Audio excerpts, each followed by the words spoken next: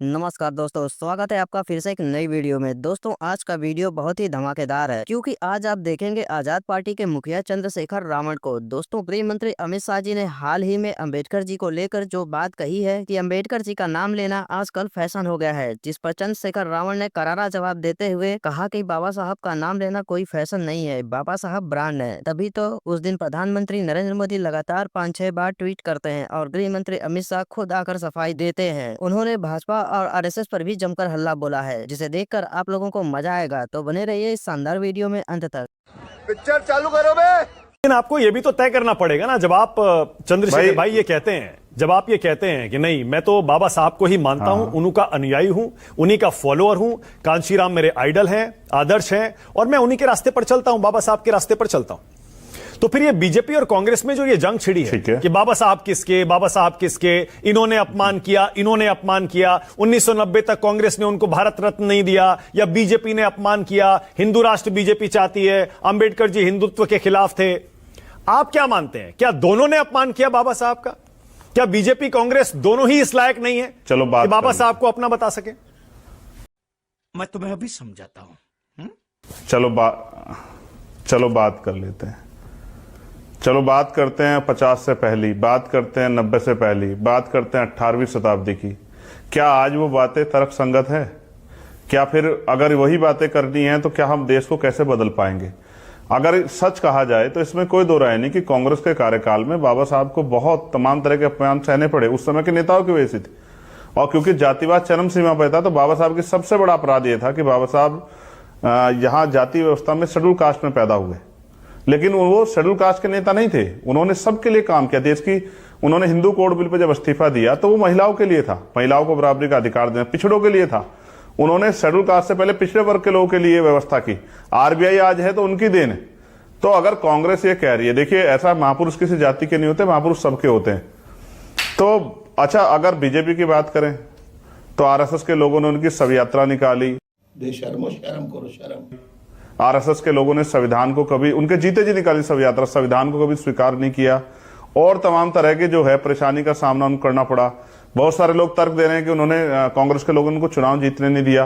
तो बहुत सारे तर्क है, लेकिन मैं आज पे बात करना चाहता हूं। आज बाबा साहब फैशन नहीं ब्रांड है। सुना मानक भाई? ब्रांड। जिनको जाति की वजह से नकारा गया, जिनके रास्ते बंद किए गए, आज उनको माथे पे लगाना पड़ रहा है, आज उनकी जय जयकार करनी पड़ रही है। जिस नारे के नाम पे जब मान्यवर काशीराम साहब ये नारा लेके चले थे, लाठियों से पिटाई होती थी, सामंती झंडा छीन लेते थे, मारपीट करते थे, खाल उतार लेते थे, आज उस नारे को पार्लियामेंट में विपक्ष और सत्ता पक्ष के लोग लगाते हैं तो बड़ा गौरव महसूस होता है हमें। मुझसे आज किसने कहा आप नहीं लगा रहे नारा, तो मैंने कहा आज ये पड़ोसी साथी लगा रहे हैं जय भीम का नारा। आज तो प्राइम मिनिस्टर भी लगाते हैं, होम मिनिस्टर भी लगाते हैं, हम तो लगाते ही आ रहे हैं। हम तो वो हैं जिसने पार्लियामेंट में शपथ ली तो जय भीम के नारे से ली। क्या बात है? इसलिए मैं आपसे कह रहा हूं कि बाबा साहब सबके, मैं नहीं बांट रहा बाबा साहब को, लेकिन ये भी एक कड़वा सच है कि बाबा साहब के विचारों को सिर्फ बाबा साहब चित्र में नहीं है, बाबा साहब का किरदार है, बाबा साहब के सपने हैं, बाबा साहब का विचार है, बाबा साहब का संघर्ष है। उन्होंने अपने 4-4 बच्चों का बलिदान दिया इस देश में और इस देश के वंचित वर्गों को मुख्य धारा में जोड़ने के लिए।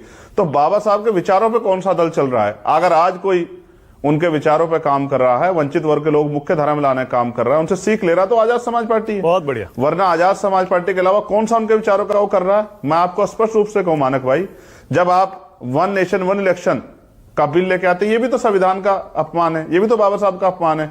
जब आप निजीकरण करके वंचितों के रास्ते बंद करते हो, आरक्षण खत्म करते हो, ये भी तो बाबा साहब का अपमान है।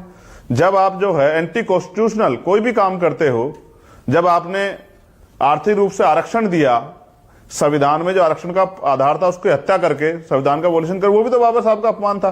तो बाबा साहब का अपमान जो है ना, सिलेक्टिव नहीं होना चाहिए कि किसने मुंह से बोल दिया या किसने तस्वीर गिरा दी। सच ही है कि बाबा साहब के विचारों का सम्मान ही बाबा साहब का सम्मान है और बाबा साहब के विचारों का अपमान ही, संविधान का अपमान ही बाबा साहब का अपमान है। ये बड़ी अच्छी बात कही आप। और वो तो हम होने नहीं दे सकते। उसके लिए ना हमें भाजपा की जरूरत ना कांग्रेस की जरूरत है। मैं आपको स्पष्ट रूप से कहूं, आप जानते हैं, आपने मेरे संघर्ष को देखा है, अगर किसी गांव में कोई बाबा साहब की मूर्ति को छू देता है तो पूरा वंचित वर्ग एकजुट हो जाता है।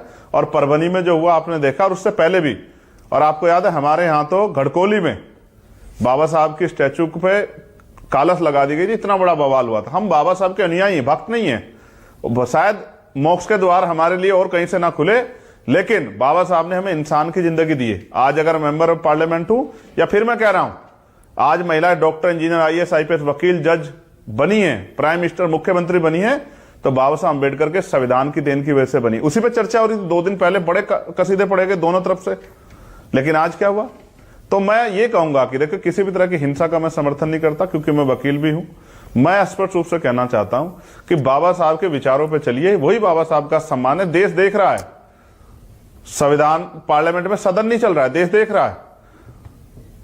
और ये ताकत देखिए बाबा साहब की, मानक भाई, कि प्राइम मिनिस्टर को 6 ट्वीट करने पड़े और होम मिनिस्टर ने आके अपनी बात रखी कि भाई मेरा ये मकसद नहीं था। जान दे देंगे इसके लिए।